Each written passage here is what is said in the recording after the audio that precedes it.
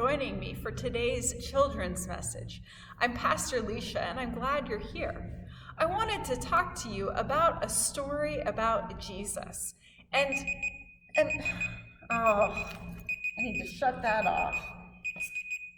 Where is it? Sometimes it's so hard to find things in here that I just...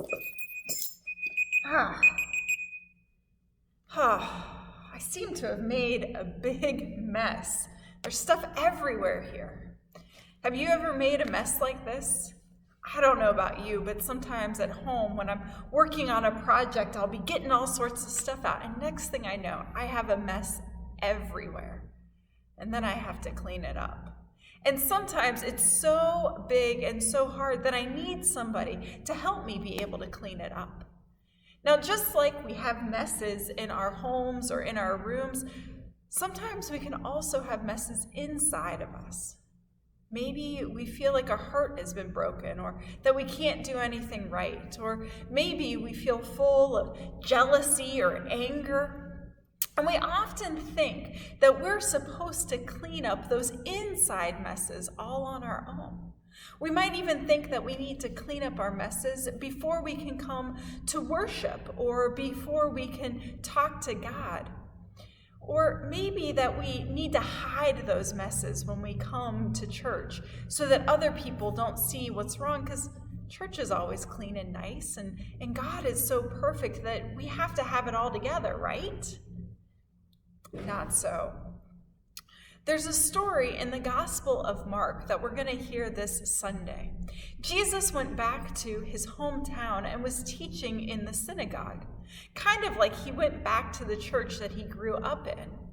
And while he was talking, someone in his church spilled their inside mess right in the middle of everything, in the middle of the worship service. He began shouting, and the story says that he had a mess called an unclean spirit. Now, Jesus didn't get mad with the person who interrupted or anything like that.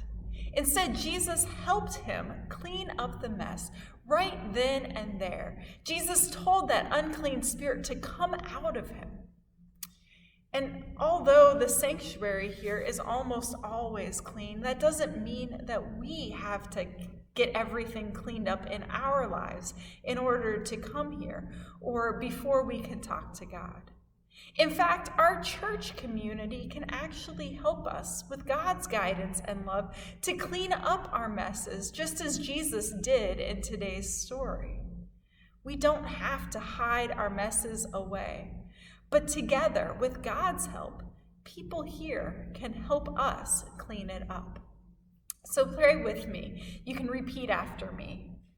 Dear God, thank you for Jesus, who shows us how to receive and share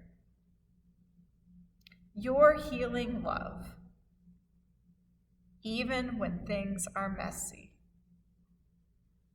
Amen. It was good to see you. Have a good week.